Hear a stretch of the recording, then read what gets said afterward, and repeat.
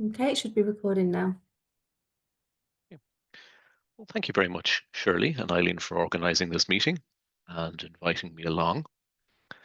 I've been invited to speak for 3 to 5 minutes on building and maintaining membership, so I'll try to keep the time under control because I know there's other people that want to talk.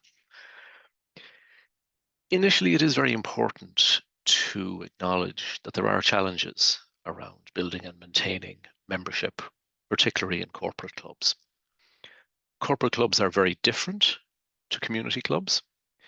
In our world, we have a much shorter meeting. We can get an hour at lunchtime for people to come along. The community club in my hometown where I've gone along to has meetings that last for 2.5 hours. They have a nice chat, tea, bickies, social event. With us, it's boom, boom, boom, boom, boom, get in there, get it done, get out and on to the next meeting. Try to finish up 4 minutes before the hour so people can rush off to their next engagement or their next call. It is incredibly different. And as well as that, in corporate clubs, people these days tend not to stay in role as often as they used to. So the average tenure for millennials in corporates is maybe 2 to 3 years. You tend to lose people relatively quickly, or they move into a new role and they're overwhelmed, or they move somewhere else. So it is important to kind of get people in early and to get them involved kind of as quickly as you can. Now, getting people in could sometimes be viewed as the VPM's role, and keeping them engaged is the VPE's role, roughly speaking. It is tricky in that, Microsoft, very generously will pay the subscription to Toastmasters International for people. So there's a relatively low bar to entry for people, but encourage them to stay engaged, to take pathways when particularly the software industry is changing so rapidly, the business environment is changing so rapidly. It's very difficult. A lot of people would probably feel it's better to go and do a bit of artificial intelligence learning than do a pathway in Toastmasters these days. So there's a lot of challenges, particularly in the software industry, and we are having, challenges at the minute too. One key thing that I would recommend to people from my time in Microsoft One Voice is use the resources available to you in your organization. Corporates tend to have meeting rooms available, technology available, but it's not just about, using Teams and using the meeting rooms. Work with your manager, work with your mentor, work with your director, use your network to publicize Toastmasters around the building or around the organization. Keep talking to people, keep telling them what you're up to, how it benefits you, how it could benefit the organization.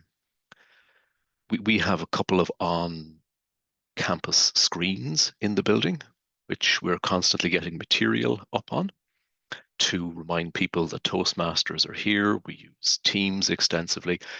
These are the resources that are available to us. So whatever is there, go for it. It's also very important to be friends with HR, with the accountant, and with the facilities people. Now, since you are mostly corporate clubs, if not all, there may be some budget available to your club from the accountant, so make sure you're friends with them. If you can convince the HR department that this is personal development or organizational development, they may be interested. They may be able to help you in different ways. And always be friends with the facilities people so that they can give you the rooms and do the catering and things like that. It's all about networking and maintaining relationships with people to smooth things up. I have to organize an event at the start of May and get a few rooms together and some catering together for a visit from Toastmasters International. And if I didn't know all these people and I wasn't, smiling at them and nodding at them in the lifts, it'd be so much more difficult to organize these things. Now, after that, it is important to think about your VPM and VPE role as key positions. The VPM can get out there and do the marketing and bring the people in. The VPE can try to keep them engaged and make the work relevant. It's also very helpful to make sure that the company is aware of you, what you're doing, and the value that you add to it. So if you are operating in a corporate environment, doing at least one Speechcraft program can raise your visibility and earn you a lot of kudos. Now, Toastmasters International provides all of the content you need for the Speechcraft program, and you can deliver it over 6 weeks. So 2 to 3 hours a week over 6 weeks. It's a relatively big investment in time for an individual, but in the corporate environment, if you're seen to be contributing and helping others learn and grow, that really helps with HR and the accountants and management. So it's a very good idea. A couple of very quick tips. If you could have a mentor program, like pair new mentors with more senior people who've been around for a while, that helps get over the initial hesitancy. If somebody can explain to them and guide them and offer them advice, that's very helpful. Just a cup of coffee or over lunch. I would say in the corporate environment, a one-sheeter is essential because the one-sheeter says who you are, what you do, what your value prop is. If you put that in front of people, it's very helpful.